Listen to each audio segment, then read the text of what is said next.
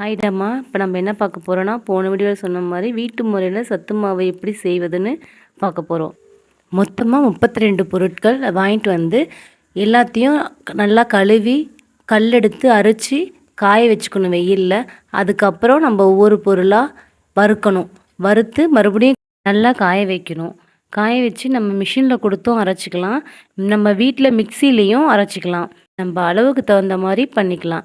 இதுலேயே பார்த்திங்கன்னா இன்னொரு முறையும் இருக்குது. அது முளைக்கட்டி நம்ம சத்து மாவு தயார் பண்ணுறது எப்படி அப்படின்னு இன்னொரு வீடியோவில் பார்க்கலாம். இது அளவுகள் எல்லாமே நான் டிஸ்கிரிப்ஷனில் கொடுத்துருக்கேன். நீங்கள் அதை பார்த்து எப்படி எந்த அளவு போடணும் அப்படின்னு சொல்லி நீங்கள் செஞ்சுக்கலாம். நல்லா வாசம் வர வரைக்கும் வறுத்துக்கணும்.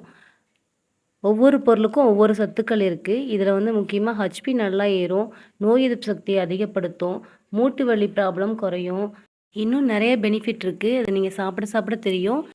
நானும் அடுத்தடுத்த வீடியோவில் சொல்கிறேன். இந்த மாவு நம்ம மாதமாக இருக்க பெண்கள் 5 மாதம் முடிஞ்சு 6 மாதத்துல இருந்து நம்ம எடுத்துக்கலாம். அதே போல் குழந்தைங்களுக்கு 3 மாதம் முடிஞ்சு 4 மாதம் தொடங்குறதுலேருந்து எடுத்துக்கலாம். இதை எப்படி எடுத்துக்கலாம், என்ன மாதிரி எடுத்துக்கலாம் அப்படிங்கிற வீடியோவும் நான் அடுத்த வீடியோவில் போடுறேன். தேங்க்யூ.